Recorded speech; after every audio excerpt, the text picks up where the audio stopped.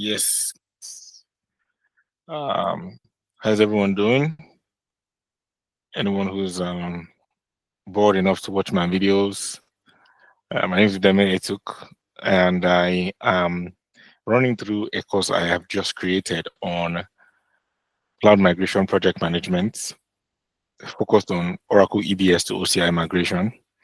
I made the first video, which I might end up remaking, where I explained the foundational concepts of foundational things you need to know before you can become a cloud migration project manager. So we spoke about the Oracle EBS suite, broke them down into different components so you can see the different pieces of the Oracle e-business suite. Spoke about some other Oracle applications that are in existence that we will not be focusing on in our course. They're out of the scope of our course. Then I spoke about Oracle Cloud. I didn't go much into cloud technology as a whole. I just spoke about Oracle Cloud. And I broke down all the different Oracle Cloud products, IaaS, PaaS, and SaaS. And then I went on to talk about the Oracle architecture, the three-tier architecture of the client, the client-facing part of the architecture, the application tier, the client tier, application tier, and the database tier of the application. And all these three things, I link them up to IaaS, PaaS, and SaaS, because when you want to focus on the client tier, you might look for SaaS solutions. If you want to focus on the application tier, you might look for, or you want to upgrade the application tier, you might look for PaaS solutions. And if you're looking for the database options to improve your database tier, you might look for IaaS solutions or even some PaaS solutions too. So I had to break it down so you understand the different tiers of the API of the Oracle Cloud architecture. I also went on to introduce the concept of integration and migration, because this job is a cloud migration job. So you must understand the concept of integration and migration and how all of them how well the part that all of them have to play in the cloud migration and upgrade projects. And I was able to explore these different concepts so you see how we can integrate different aspects of different applications to each other and integrate them to other applications that are outside the Oracle suite of products, and also look at approaches to migrating, extending SaaS, completely overhauling what you have and moving to Oracle Cloud, Oracle Fusion, or upgrading your database and your application tier with PaaS and IaaS solutions, and then also totally abandoning your data center for Oracle Cloud. I also spoke about how and reasons for migration and different options. So it's a whole lot. It's almost 2 hours long. So you might need to watch that video. If I eventually make another one, it will be same content, just better presented, because I listened to the content and it wasn't so well presented. My voice was muffled. I kept stuttering when I was speaking. And I mean, I'm not a professional trainer, disclaimer there. I am just expressing myself, trying to show people what I've been able to create here. So now that we've understood some of the very basic concepts of EBS and cloud and the rest, we want to build a project on that knowledge. And as a project manager, as a high-level project manager, as an implementation lead, I'm going to explore all the things that you will deal with. So it's going to start from, I'm going to use an example. I'm going to use Hiers Holdings. Hiers Holdings is a real company in Nigeria. And I am going to use the details inside this document are not real details to document or real details of Hiers Holdings and have absolutely nothing to do with Hiers Holdings. I just created a scenario. I would have used a fake company for my example here, but I decided to use a real company so that it's a little bit real while using fake data and fake scenarios. So don't quote me and say this is what Hiers Holdings did and how they have handled their migration. But in this scenario here, we're going to use Hiers Holdings migrating their supply chain, procurement, and financials to the cloud.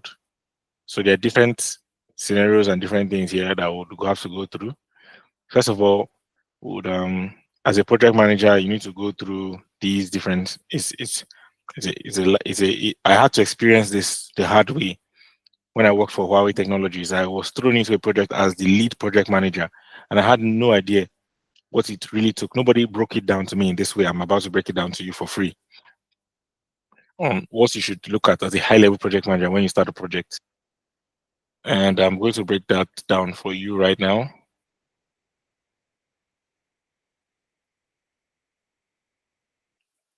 Yeah, I'm going to break that down for you. So I'm going to start from the business case.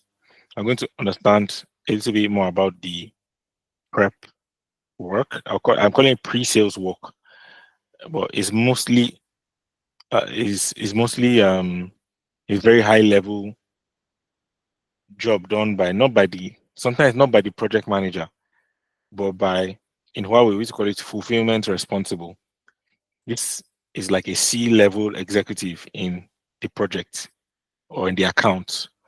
So not necessarily the project manager, the project director, but a higher level where you need to, work with the sales team, because the sales team, they know they might not be so technical, they might not be so managerial. So you have a technical person in the C-suite, you have an account person, you have a sales person, and you have a delivery person who is responsible for the fulfillment of the job. And so that person would usually, I would assume that in this role of cloud migration lead, you are going to be that person. We usually have some conversations with the client to build the building blocks of the project. So we're going to talk about a preliminary integration strategy. We're going to talk about preliminary migration plan. And then when we develop those two things, we'll now talk about the project charter. We'll now create a project charter. So when everything has been agreed upon, the migration strategy, the integration strategy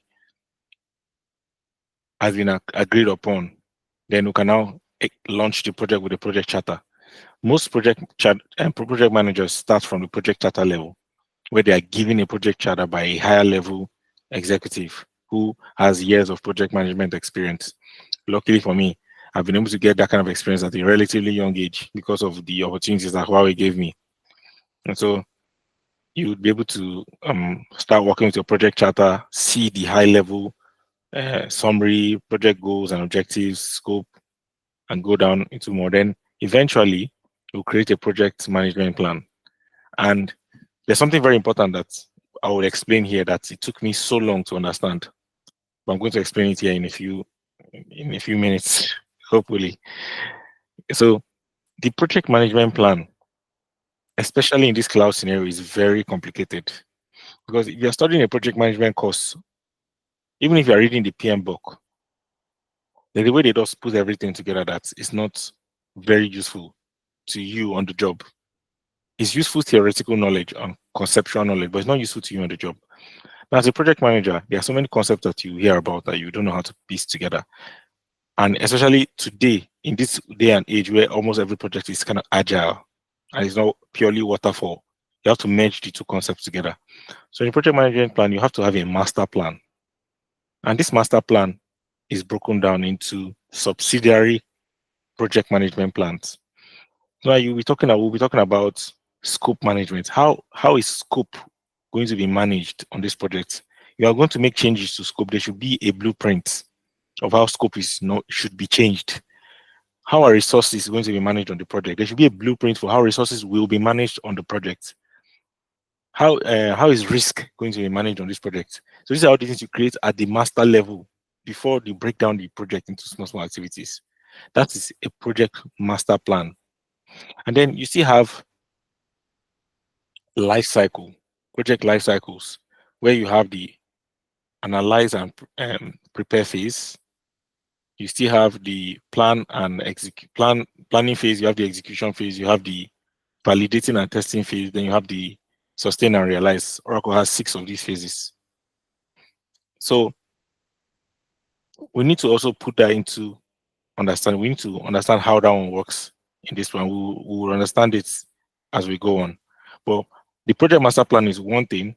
Now the life cycle is another thing, because when you're migrating software, you cannot just do it like you're building a bridge, although it's quite similar because you're looking at the phases of the project.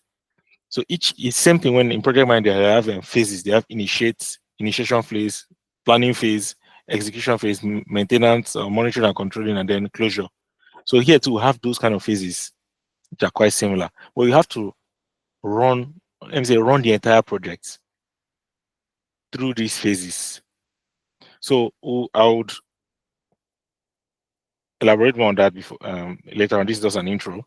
We also have something called knowledge areas. In cloud migration, they call it high impact knowledge areas, high impact cloud knowledge areas. How do you merge these concepts together? Analyze, prepare, and the phases of the project and the knowledge areas. I'm going to do this in a way where we're running each phase of a project like a project on its own. When the analyze phase of the project, we are running through all the high impact knowledge areas. All the knowledge areas. When I say knowledge area, we're talking about in regular project management, we're talking about procurement, talking about um, resources, talking about yes, procurement, resources, uh, risk, all the knowledge areas of the project management. But here it's a little bit different because you're talking about uh, I still talking about like project management life cycle. We're talking about change, organizational change, because this is about organizational change. It's an impact area. If you are running the software and doing everything and you're not monitoring the organization, how the organization is adopting the change, your projects might fail.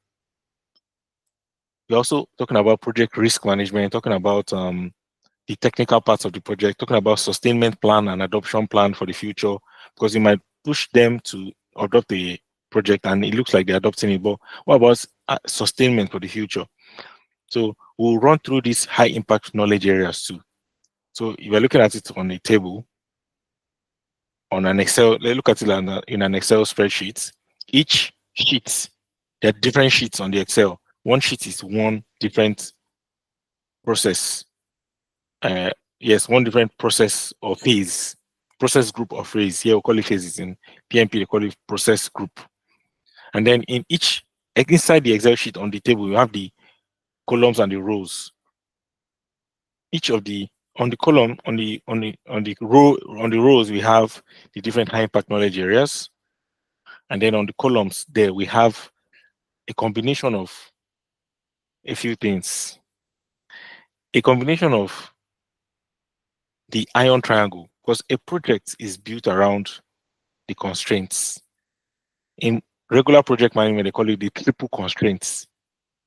That if you touch one, if you tamper with one, another will be affected. And one of them is costs, one of them is scope, another one is schedule. On this project, we're going to go beyond that. We're going to talk about quality, we're going to talk about resources, and then we're going to talk about quality, resources, and risk. Okay, so each of the different activities that each of the high impact knowledge areas is broken down into different activities, and each of these different activities we will check for each of those things I just mentioned, the constraints. And in addition to that, as we're checking for that, we'll also check for the input process, process and procedure, and then output. In project management, every single activity has an input. Where are you getting information to handle this activity? Where is the information coming from? How are you going to handle this activity? What tools and techniques are you going to use to handle this activity? And then what is the output of this activity? Every task must have that. So that's where we'll now bring in the work breakdown structure and the project schedule and the details of the regular everyday project management that people see on the surface. So I've spoken a lot and this is just the intro. And then when we do that, we'll be done with this particular. Okay, that's actually for the next, because a lot of what I said now, I swear for the work breakdown structure is for the next lecture. I said lecture, the next video. On this video, but I just have to give you that overview. I should have an illustration for that. I'll do that in the future, or I might update it in this sheet. So for this particular sheet, we'll stop at the project master plan. And then after this, we'll work on the work breakdown structure. Okay, here we go. That was one hell of an intro. So the business case. We have, the business case is beyond the scope of our job. We have pre-sales professionals who interact with clients every day, trying to understand, trying to look for loopholes in their business, or look for opportunities. Let me not say loopholes. Look for opportunities to sell something to the clients. Okay, so they are like trusted advisors to the clients. They always have conversations. When new things come up, they tell the client about it. They make the client know that there's an opportunity here. Try and give discounts, and also they are like account executives.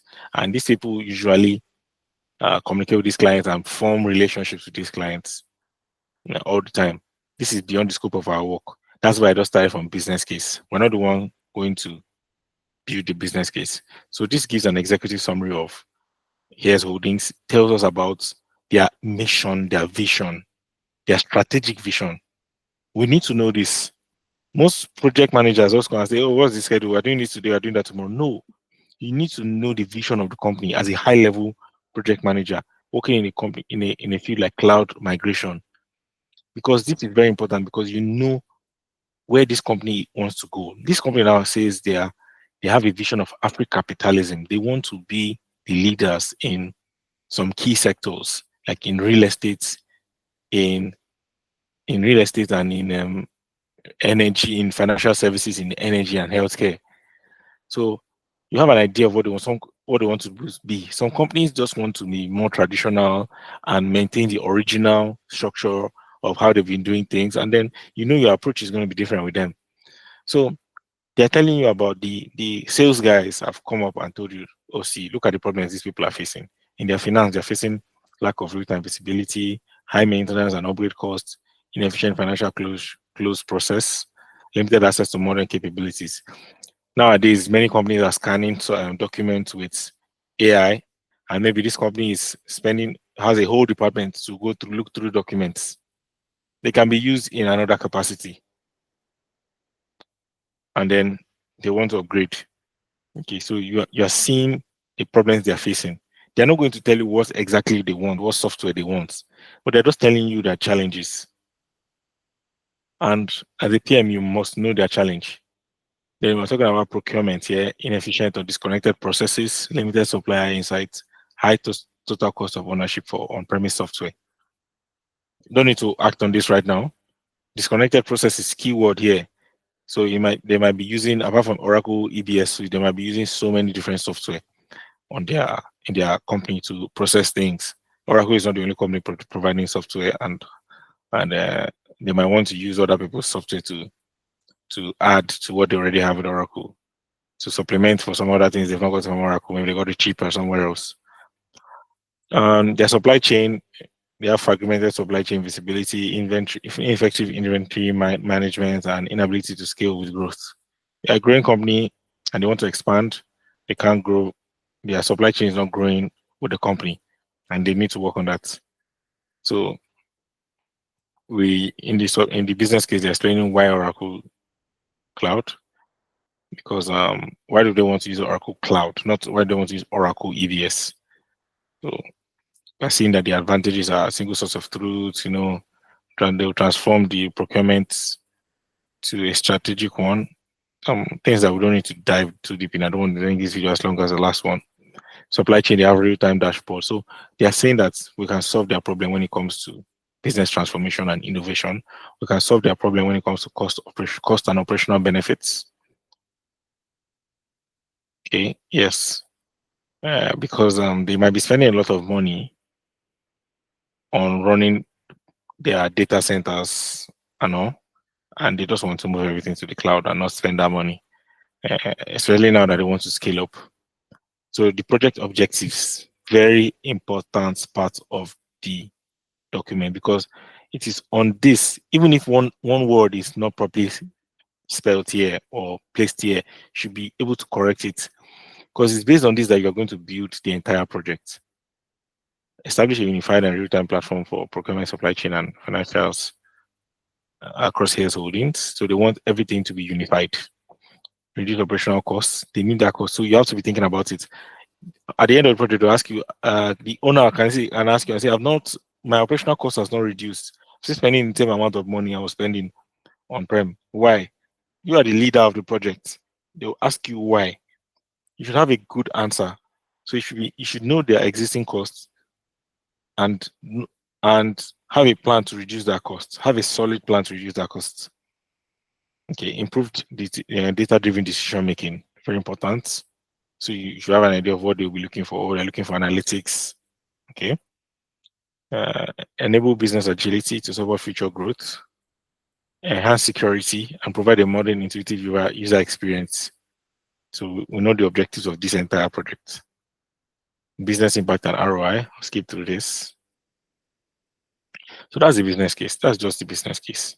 So now you need to start gathering information. You have a lot of work to do. You start gathering information. What kind of information are you going to gather? Current EBS version and customizations. What are they using right now? And how are they customized to suit them? Because they might be using a particular Oracle EBS system, no doubt. But they might have made so many different customizations. No, they don't want it like they want it like that. I mean, Oracle was not made for Hiers Holdings. It was made for everybody. And these people want it in a particular way. We need to know all about that. How are we going to get this information? This is the source. Their documentation, IT department, change management logs, audit reports, service desk tickets, and all things. We get all those things and start analyzing them. So it's not, I'm the lead. I'm not the only one that's going to do this. I need to have a team of people that are going to do this with me. I've already started thinking about all those things. Questionnaires, we're going to use questionnaires to get the information from them. And then we are going to, the tools and techniques we'll use, document review, workshops, interviews, system analysis tools, diagnostic tools, system analyzer, code review if necessary, dependency mapping. When we finish analyzing this thing, remember, we're trying to get their current EBS version and customizations. When we finish doing that, we'll now get a report that is a customization and inventory assessment reports. We'll get current EBS landscape document to get that one. We'll get the initial technical migration strategy considerations because you're having conversations with them and you're hearing what they're saying. We'll just list out some considerations, just be a simple report, nothing crazy. Then data volume and complexity. So, I mean, I know of Hiers Holdings as a project lead, but I don't know how much data they actually have. So I need to get data from their DBAs, their business users, different departments, data dictionaries, how to get information. Then I use questionnaires, I use database queries, data profiling tools, interviews and workshops, data flow analysis. These are the things I use to get the information I need about their data. And by the time I'm done with this, I should have very good information, reliable information about the amount of data they have, and not just the amount, the complexity of the data they have. No, from this, you see database. I need to know what kind of databases they use, data integrators they use. All those things it's like going to be like a 2-month process to gather information, depending on how big the company is, and analyze that information and produce outputs. You can see data volume and growth reports, data quality assessment reports, data migration scope definition. You need to have all these reports down. You show your CEO in your company and say, I have all these reports, I have the necessary information. Because it's one thing to say, I got the information. Okay, what about the information? You show them. These are the things I've seen about this company. These are the things that you're going to build your decisions upon. Business process dependencies. So what are their different business processes dependent on? You get information. I put a small questionnaire here. What are the biggest pain points and inefficiencies in your current system? Because some companies have processes that they should follow. You've gotten their documentation, but you will realize that many of them don't follow those processes. It happens all the time, no matter how big that company is. They have a standard way they should do things, but they find other ways to do these things just to make it quicker for them. You need to find out all those things through these questionnaires. When you finish, you have process mapping workshops, value stream mapping, interviews and observation, dependency message matrix, So they also need to know their regulatory and compliance needs. This is important in this project because of their compliance needs, they cannot move their entire finance suites to the cloud. Ordinarily, they'll move everything to the cloud and start using the cloud information, and everybody's financial information will be in some data center in Amsterdam or so. But Nigerian government doesn't want that. So we have to use a very special solution where we are getting some software and some other things, and we're using their solution on their own data center. The data is inside their data center. They're using your software and some of your PaaS solutions and some of your database software and database solutions on their existing infrastructure. Yeah, so let's go through the stakeholder analysis. You need to know who the people are in the company. You need to analyze. You have to have a very good understanding of their stakeholders. You have a stakeholder register, a preliminary communication strategy, get your project champions. Some people are against the project. Some people who know that some of their employees might lose their jobs because of your project, they will fight you and try and spoil the project from day one to the final day within the company. You need to know those kind of people. You need to know how to handle them. You have some people that are very, very, very, very interested, are pushing for this project in the company. You need to find them. You need to know how to handle them. They should be the ones getting information first, and they should be the one that you give all the details to. You don't give the details or so many details to people that are not in support of your progress. Then you from that you now have an as is to be mapping, high level as is to be mapping. You understand how they are right now and what they want to be like. So what is going to be the result of this? What is it going to look like? You have to be process blueprints. I should have prepared the blueprint I kept here, but I'll do that. I'll update this sheet and I'll put what A to B process blueprint looks like, what a fit gap summary report looks like, and what a key business requirement document looks like. Then you need to understand the technology and integration landscape.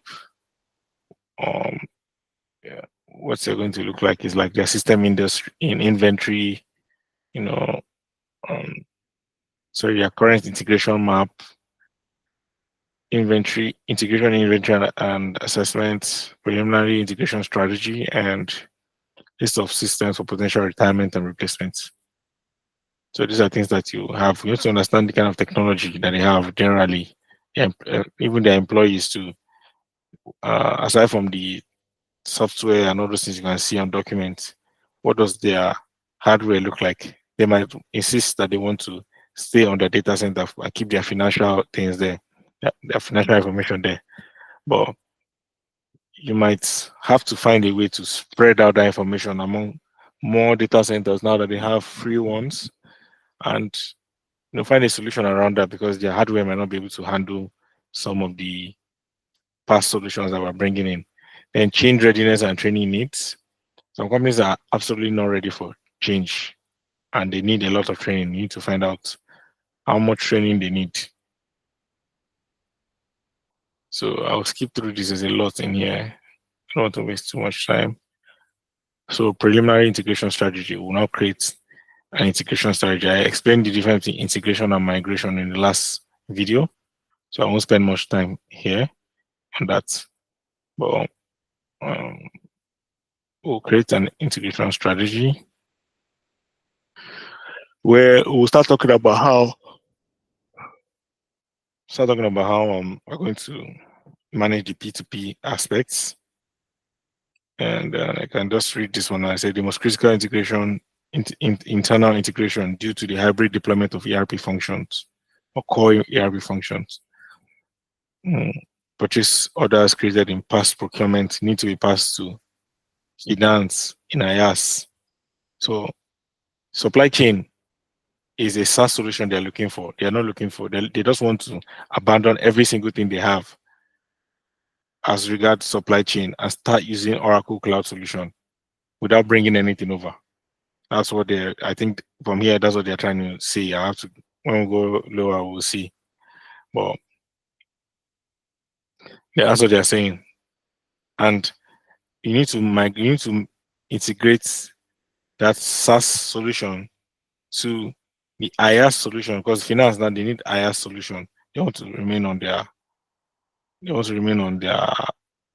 um, hardware. So we're going to look at how we can merge those two together. There's an integration for both of them. Then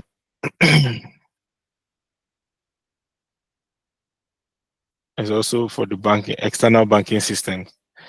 There's for banking, there's so many things involved, because I want to put your banking information in Amsterdam. Another bank has theirs in China or in Nigeria, and you need to, now that you have made changes to the way your infrastructure is, you need to ensure that they are both integrated, both so that there's no disruption of service. A whole lot to be done in there. It's not a small thing.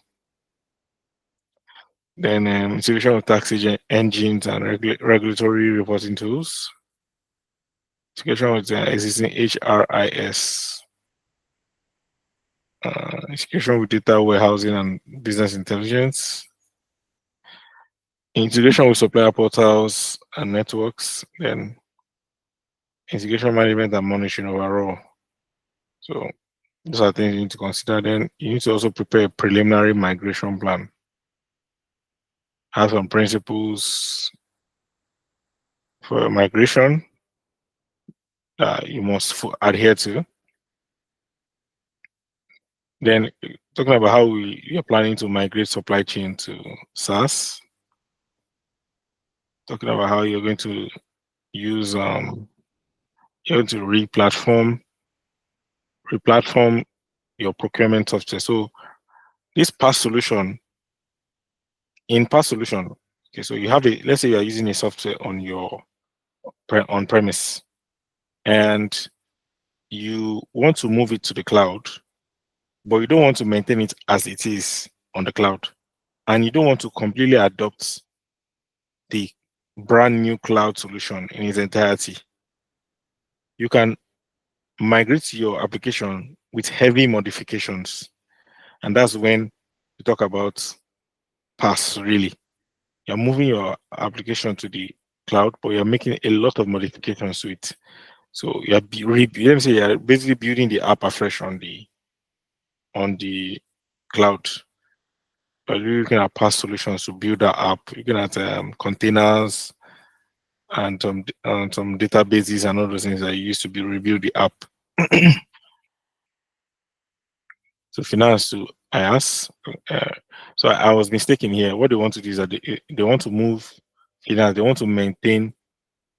They just don't want to use their data center anymore, but they don't want anybody to have access to all their information. So they just want to move their data from Nigerian database to the Oracle database in Amsterdam or wherever. They want to move it to that location, and everything is still in the box. You're just lifting like a house and putting in a new location. You're not tearing the house apart, or you're not moving into a new house. I think that analogy is very good. For SaaS, you're moving into a new house. You're just moving to your family, going to a new house. For PaaS, they are breaking down the house and then rebuilding it there. For IaaS, you are carrying the whole house. You're going to the new land. So I'll use that analogy. I think that makes sense. Yeah, so key migration phases. So what are the phases I was talking about? Planning and scoping, requirements and design.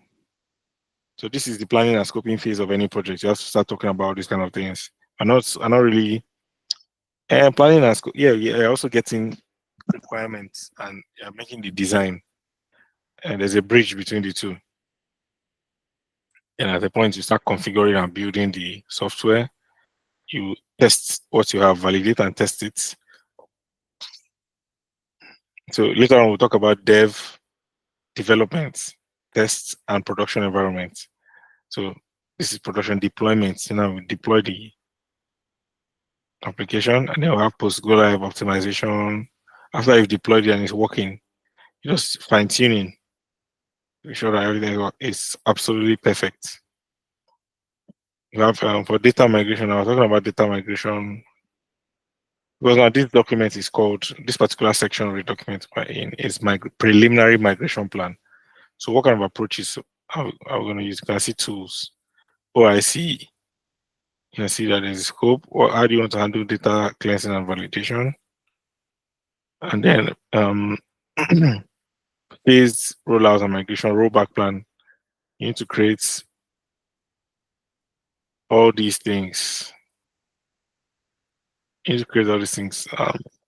In the next phase of this document, I would include, let me note that here. Include the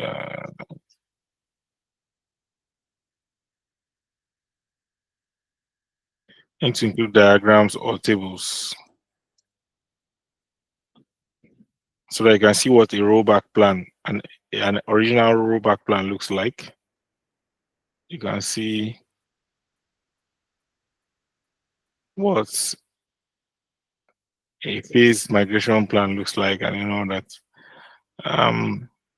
cutover strategy.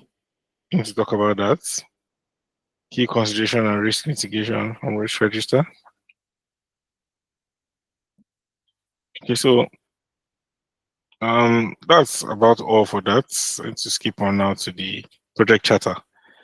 After that, you need to develop the project charter. The project charter is similar to the business case, but this one now has more details. And this is a project manager's document. It's not from sales.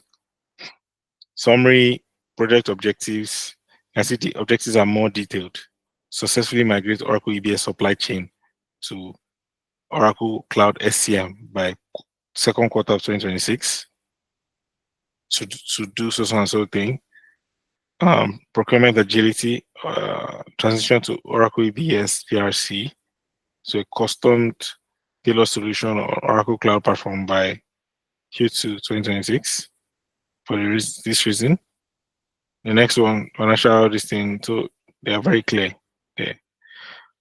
Project scope, we're explicitly stating what is in scope.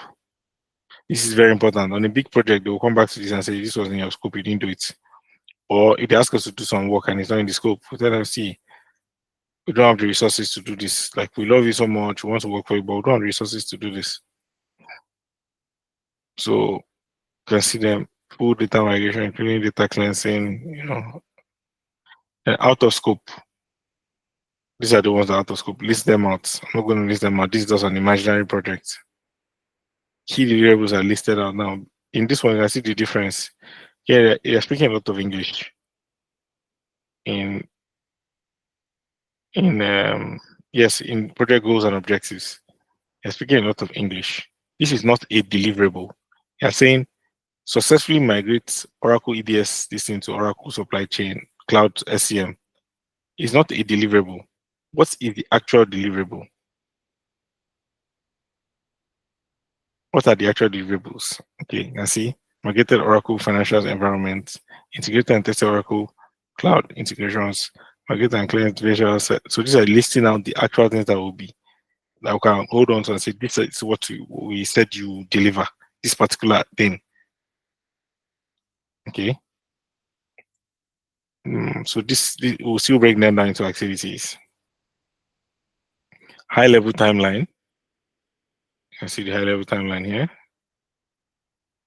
But I need to modify this because this timeline is not very realistic. Most times the timeline is always per module. Or, okay, yeah, this is okay too. But it's per module. Some projects might finish deployments before some others are starting their planning, depending on the priority. Can't work on every single thing at the same time. So I have a table for that. Later we'll see it. We have some key risks. We're seeing that there's some key risks on this project, like their data is very corrupted, is inaccurate.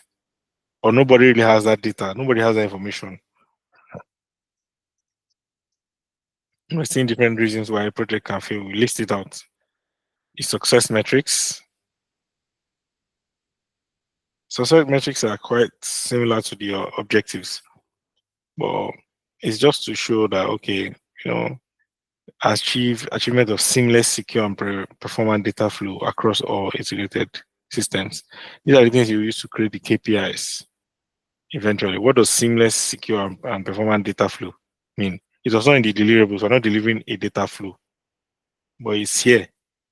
So these ones are used to create KPIs later on. And we have some other sign-offs and things like that. So this is the master project plan, or the project master plan. And this project master plan, like I mentioned before, has the blueprint for how all these things will be managed within the organization.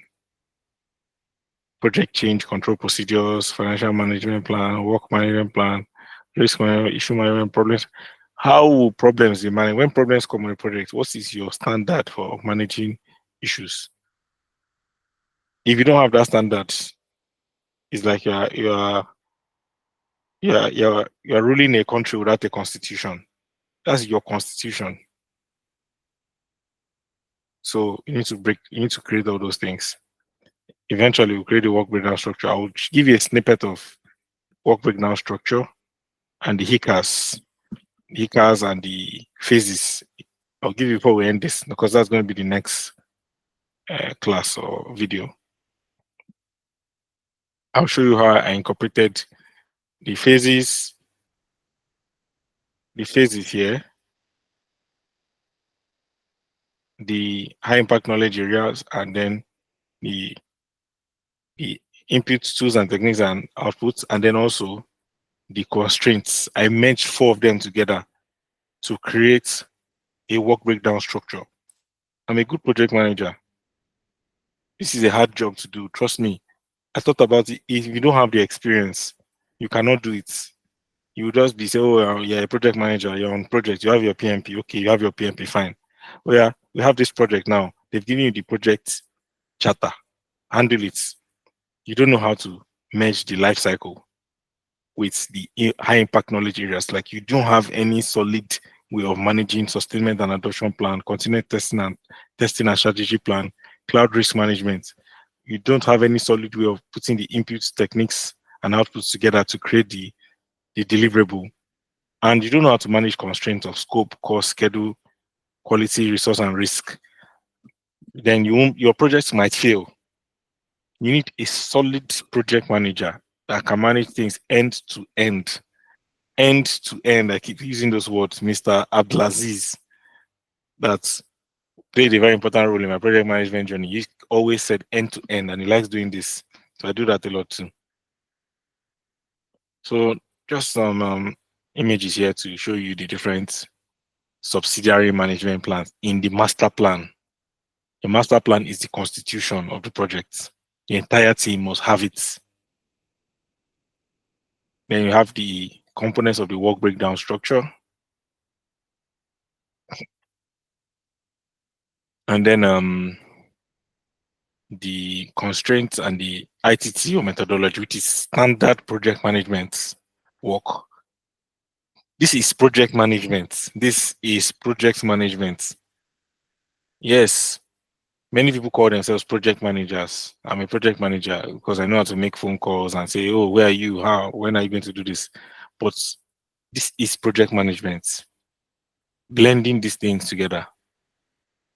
Getting this course for free, or getting this video for free, or this knowledge for free. You should call me, find me with the mail, you can thank me. If you ever watch this video on YouTube or anywhere I put it, just tell me thank you. That's all. I don't need anything else. So for the blueprints, depending on the company you're working in, they already have this. This is like an organizational process asset. Ordinarily, I would have taken a lot of time to go through this thing, but since I'm giving the document, I don't need to go through it in details. If you're working for a big company that handles cloud migration like Accenture, they have thousands of cloud migration leads, managing so many migration projects for Oracle, for Google, for AWS, people are moving to the cloud every day. They are calling Accenture, please, we need a lead for this project. If you work for them, they have this blueprint, they have these constitutions, they give it to you. So we'll break down the migration plans into 4. The first one is the enabling plan, project organization and governance structure, staff management plan, project team communication, escalation management, how are escalations going to be managed. I'm not going to start determining how escalations are going to be managed in the organization. Like if a DBA doesn't do his job, there should be a way of escalating it to the DBA head in the entire company. I'm not going to figure it out now and think, oh, how do I get this problem solved? When you're talking about work management, like the schedule, there's a way they handle schedule in the company. If you're working in Huawei, you know that, there's a way they allocate resources to different projects. Their financial management plan. These are organizational process assets. Yes, scope management plan, risk management plan, project change control procedures. You just follow these plans as your constitution on the project. And supporting plan, infrastructure management plan, organizational change management. We'll breeze through these ones. I hope this video will not last 1 hour because I don't want it to be too long. So this is what a small mini project management plan is going to look like. I put my name there, I put an imaginary name there. So it just has key principles of governance, project organizational structure. It shows you the organizational structure of the 2 teams or the 3 teams involved. I have a diagram for that. I created rules and responsibilities. It explains each person's role and responsibility. It also explains governance process and mechanism, some basic stuff. So this is what you now have in that plan. This is for Hiers Holdings. This is their team. They've already filled it. Then they have project manager. They have a managing partner. It means it will be like a very high level person. Then they have the lead implementation manager. We have the lead of the IT, and have supply chain here and there. We have solution architect, compliance manager. Then we also have some people from Oracle that will be there. Oracle account manager, technical consultant. They're also supporting on the project. It's not just Accenture because it's their product. So it's a 3-way thing. Okay, going through that. Then we have staff management plan, principles, basic stuff. Every company has their own. Some companies don't really bother about this, but me as a project manager, I will want this on my project. If the company doesn't have it, I'll get it. I'll create one. Staffing and resourcing acquisition approach. How are you going to gather resources for the project? You work for a company like Huawei, there's a way they get resources for projects. You won't come there. You won't just get the job in Huawei and start finding ways to get resources by yourself. No, you go and meet the procurement team and they will tell you, oh, you need resources for a project. We'll get you resources for the project. What kind of job do you want to do? You see, standard ways that things are done in companies.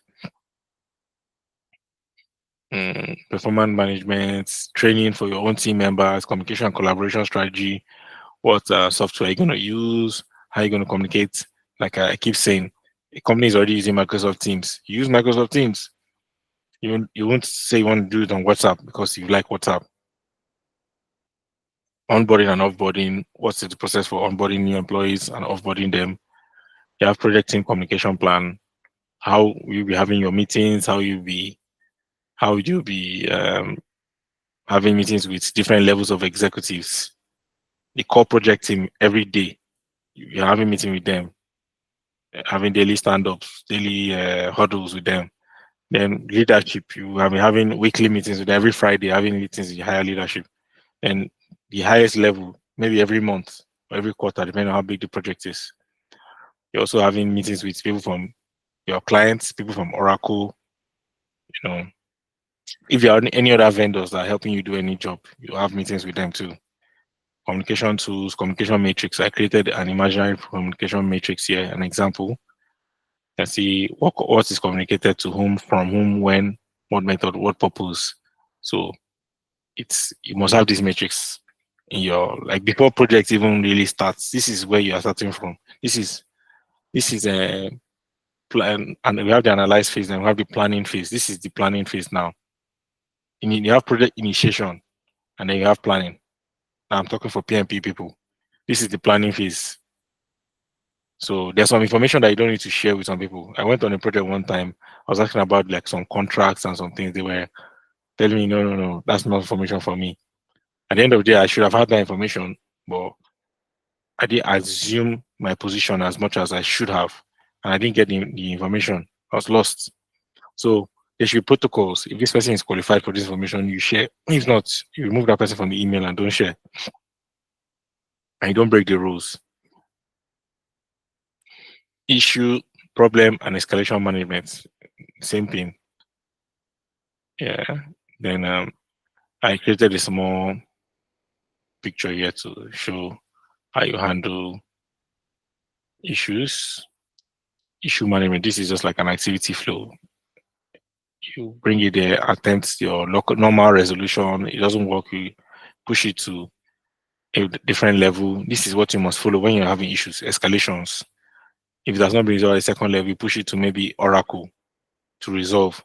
And then, of course, they have to resolve it because they are Oracle. And then when they resolve it, not no. When they resolve it, you get it back. If not, you have to re-evaluate the entire project approach or have a major intervention because you've done something wrong by even thinking that this could work. So hopefully we'll not get anyway, you get to that level in any project one day. Hopefully you learn the lesson when you get there because mistakes and errors are good opportunities to learn. Work management plan, your schedule management plan, activity duration estimation, how are you going to manage estimation of activity, sequencing, what protocols are you going to use to do that?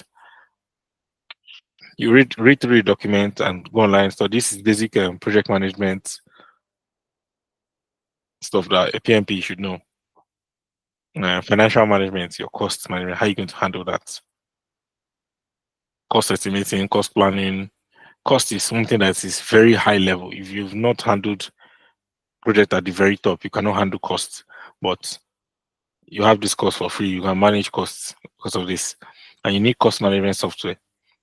On the next sheet, I would show some things about cost, but it's not so in-depth actually. But most times in this kind of roles, especially this kind of project, since it's not construction or something, the cost is mainly resource costs. Like everybody on your project will be billing per hour or the amount of time they spent on your project.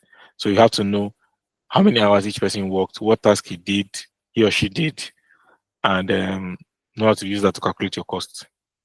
So there are different ways of calculating cost here. We don't need to go into all this variance analysis. We'll just go through that. Then scope management plan. Scope management is very important because working on a project, every time they want to change the scope, people want to change the scope all the time. I've seen it every time. Something that was not we didn't agree on, they wanted to do it. And you're a project manager for a client. You're like, oh, yes, sir, yes, sir. Trying to be nice. And then you end up doing work that you didn't plan to do. But at the point, you have to stand your ground and have ready-made responses to them. Telling that the resource for this job is on another project. We can't do it. They can't force you. Yeah, you see. So have risk management plan. How are you going to manage the risk on the project? You have the change control plan. Earlier on, I put about change management. Change management is different from change control. Hold on one second.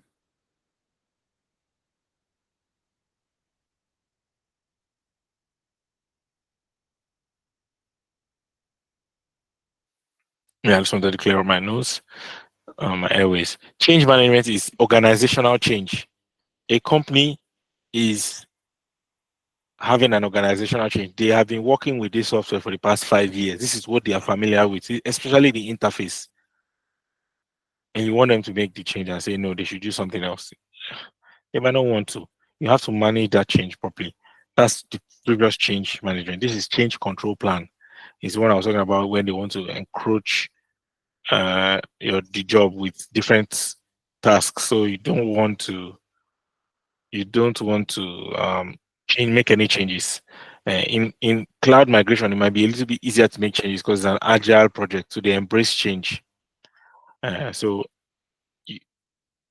if you're working construction and then the bridge is supposed to come from Victoria Island, using Nigerian example, yeah, I have to use an example. Is it coming from Victoria Island to Oworoshoki? And then somebody comes and says, "Oh no, that there's one community issue at Oworoshoki. That let's move the bridge to Ikorodu instead." And you already built the bridge halfway. You can't do that now. You can't.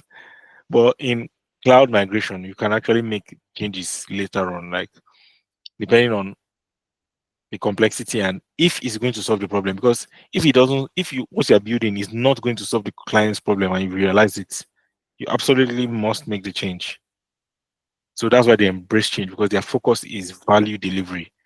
Is this We don't want to continue doing this project if it's not going to solve their problem. We don't want to continue the project, like it's a waste of time. It's better we make all the necessary changes now.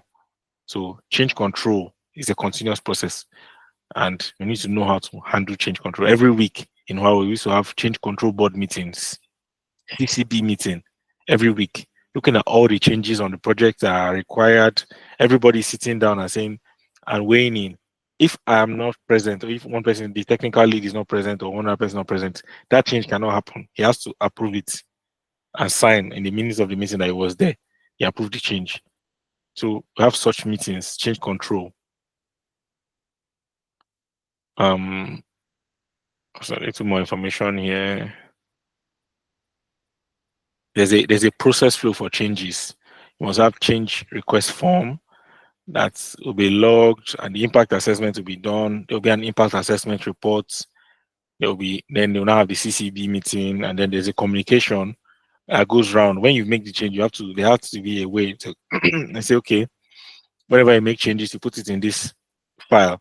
So anytime you come in the future and look at all the changes made on the project to the original plan, you can see a list there. If you don't do all these things, the project will fail.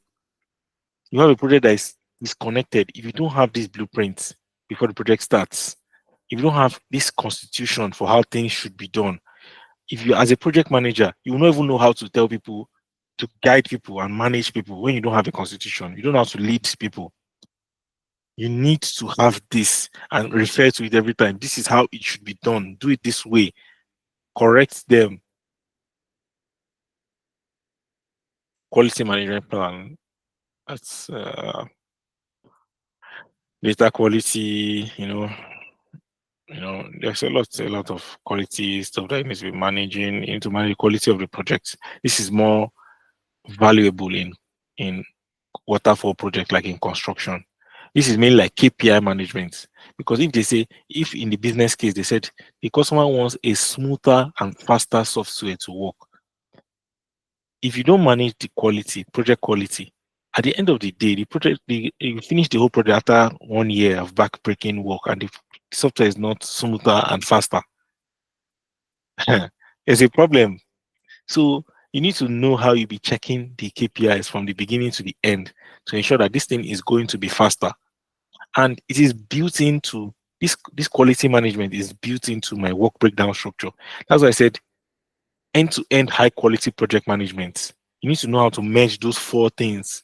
Those four, I'll call it the diamond. Let me find a very interesting name for that. The this the blue diamond.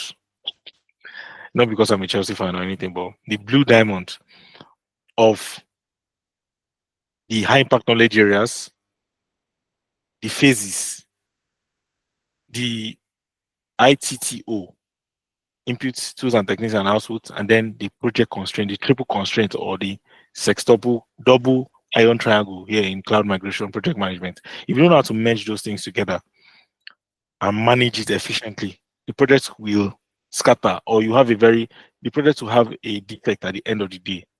I've seen this happen live when projects are not effectively managed like this, and I've learned from that experience. And I'm very happy I've gotten that kind of experience early on in life, and I can know with all certainty that this is how it should be done. Configuration management plan and process is another one. You can go through it later on. How are you going to manage all the project configurations, and because there are a lot of configurations on cloud migration. It's tech work. Yeah, so people are they have different configurations that have been set in the system, and you don't want anybody making changes anyhow. So there should be a way that it's managed. Getting to the end of this now. Infrastructure management plan, another thing, long thing, but the infrastructure there must be a plan to manage infrastructure. I'm approaching to 1 hour now, so I need to wrap this up. Organizational change management and cloud adoption strategy. Ooh, okay. We spoke about change management. I don't know why I have different change managements. Like this is the third one now. I think I didn't really read through this thing very well. Oopsie. Let me open change management. Okay. Hold on 1 second. I'll go back there. Organizational change management. I'll go back there. Yes, we'll have scope management plan, define, validate, and control project scope. What is in and out of the projects? Then we have project change control, how changes to the baseline are managed. Okay, scope, quality, resource, risk. On my project, I'll merge all of them. That was even the last one, organizational change management. That was the last one. But on my own project, I'll merge all of them together. It depends on how the company wants to do that. Or personally, I'll just merge all of them together, and then I have one change or scope management plan. So at the end of the day, you might have like a schedule like this that says, okay, we have an 18 months ERP transition project. And this is the SaaS component. There are so many things that we need to do in SaaS. This is not exactly how it is. This is just an imaginary AI generated schedule. There are so many things we need to change in SaaS. So we'll finish this particular element of it. As we're working on it, we've already started the next one. That's what we're starting. I say, okay, that's what we're starting this July. This video is recorded in July. And then we keep updating. And then we start procurement PaaS at the same time. So each of them is managed like a separate project. Each of them you have each activity, each of these small rectangles here, these small bars, you have to go through the entire phases, analyze and prepare for it. The plan and design, you need to configure and build, you need to validate and test, you need to go live, and then you need to do the end of the sustain and realize. For all of them, you need to manage the triple constraints, you need to have the input and output, you have to manage the high impact knowledge areas, okay, we've spoken about the phases. So for each of them, you have to manage each of these things as sub projects. This is an overall view of the schedule. This is mainly just the schedule.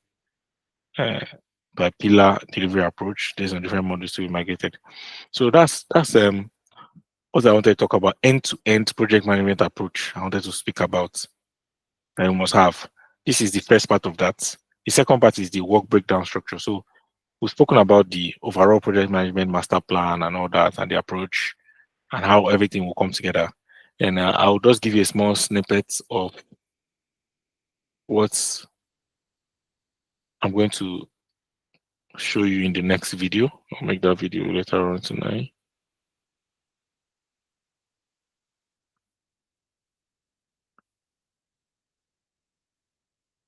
Good. This is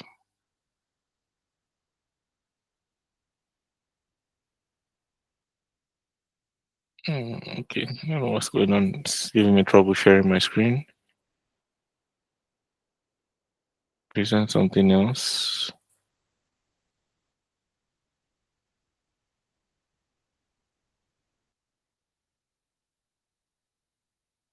Okay. Oh, this is so small. Let me make it bigger. Okay, but before I make it bigger, just showing you the overall thing. Like I was saying the other time, you can see down here, have all the high impact knowledge areas, project management plan and delivery approach. They are in different colors, so you can use the colors to know the differences. So under project management plan and delivery approach, there are different activities that should be carried out. You can see that we have to identify the scope of the project. We have to identify external and internal dependencies. I see different activities. If you want to properly this is the analyze and prepare phase. I see it down here. When the analyze and prepare phase of the project, now nothing of these other things have been built at all. They are just empty. Let's assume they are empty for now. We're only here. And how did I get all the activities to be done? Oracle has a standard of activities to be done on each phase for each high impact knowledge area. I did not invent this. I did not think it out. Oracle is a very well established organization that has handled thousands and thousands of cloud migration projects, and they've put together a list of activities that must be carried out. When it comes to cloud envisioning and cloud envisioning and environment management, they are telling you how to verify and align data center locations for all the services. Do this, do that. So there are a list of activities that you must carry out for each of the high impact knowledge areas. So HICAS is covered. The cases we've already seen how we are using it. We're seeing how we're using the HICAS. Now, inputs, tools, and techniques. Look at them here. Where am I going to get information to do this particular task now? Where am I going to get information to assess the disaster recovery and backup requirements? Where? Yeah, I've brought it out here. Business continuity plan, compliance regulations, data classification policies, RTO. This is like a previous an organizational process asset. Because from previous projects, they know that this is where you get that kind of information. Oracle has given that information out, and Accenture, like a big company like Accenture, knows how to get this information. You as a project manager, from your own experience, you've come to and you know that you're supposed to get information from here, and then the technical team too also knows where you're supposed to get that information from. These are the sources of the information. So everybody, we're working as a team, and then we have seen that okay, you're supposed to get it from here. How do you use that information to create this thing that you're supposed to assess?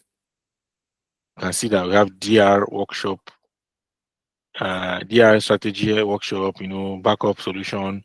We have disaster recovery and strategy. We have that's the output now is a disaster recovery strategy, a backup strategy. Now these are all words. These are just words, right? I know we need to create a disaster recovery strategy, but what is a disaster recovery strategy? What does it look like? That's where number 4. Next class or next time we're going to have 2 different documents that we'll be looking at, and the second document is going to show you what that thing is going to look like.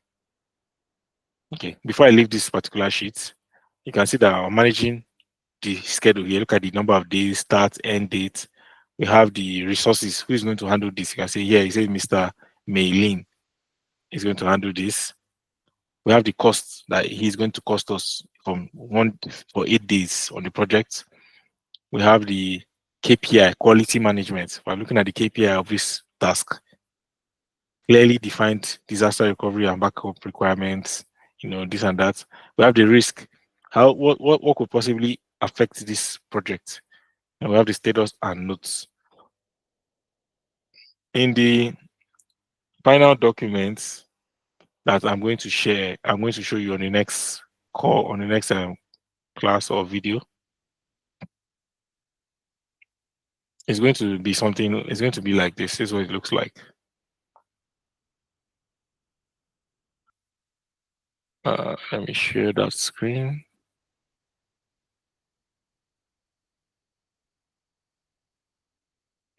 I titled it results.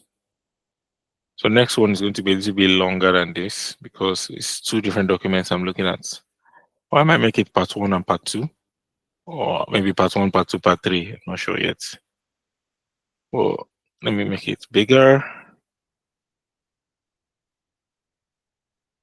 So here I try my possible best to show what these things will look like. Like you say, one of the things that we want us to deliver is sample software release plan, like a high-level sample software release plan. This is it.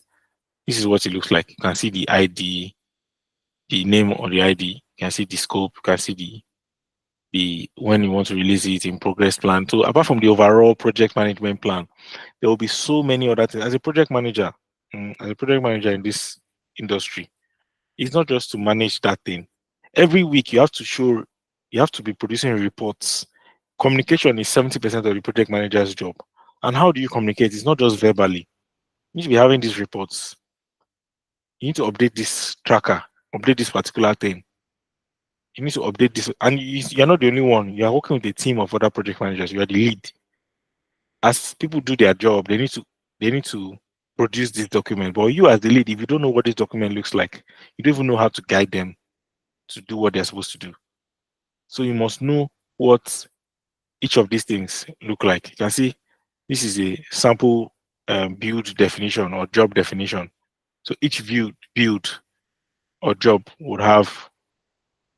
uh, would have a definition that will just show what it's all about.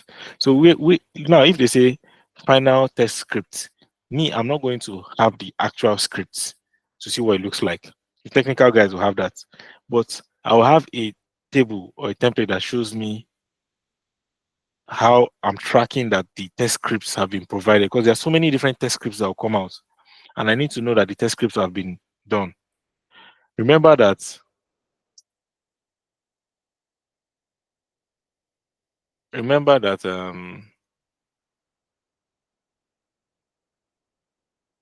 okay, this is the test script tracker. This is the test case.